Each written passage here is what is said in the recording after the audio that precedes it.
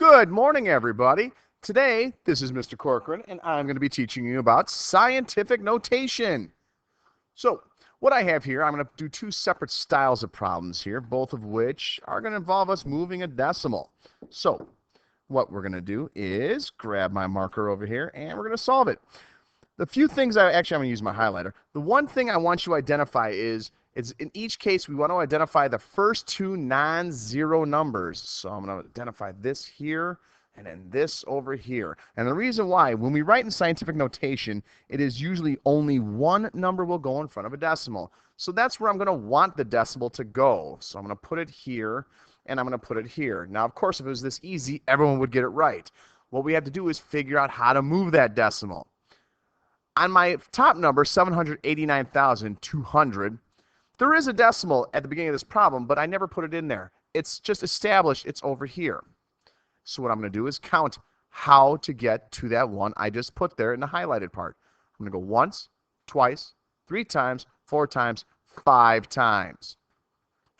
What I'm going to do off to the side here is I'm going to write 7.892 times, I'm going to write 10 because we're using base 10 here, and a 5 in the air. Why 5?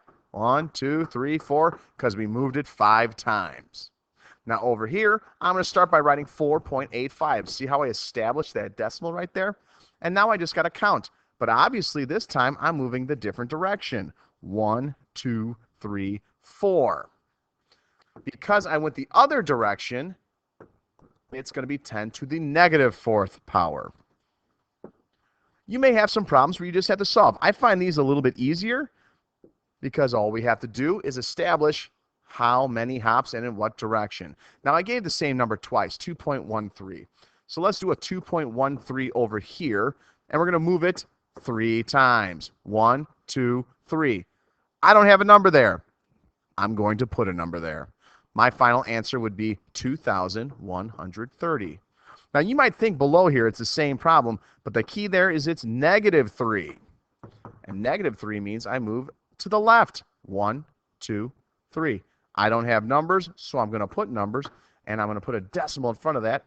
My final answer would be 00213, or for those who really want to get specific with it, it would be 213 hundred thousandths. Now, we do have a real high-level problem, and it looks like this one right here. Before you get overwhelmed, I'm going to try and make this easier. First, I'm just going to take the non-10 numbers, 5.2 times 9, and I'm just going to multiply that right over here. That's 2 times 9 is 18. I'm going to carry that 1 and save it. 9 times 5 is 45, plus 1 is 468, with 1 decimal, 46.8.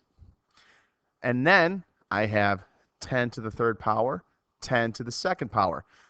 Now, I could multiply all that, and I would probably get 10 times 10 times 10 times 10 times 10, which is 10 to the 5th power. In most cases, that would be the correct answer. But if you remember from the beginning of this lesson, that decimal has to be only behind one number. So I'd have to move it to 4.68.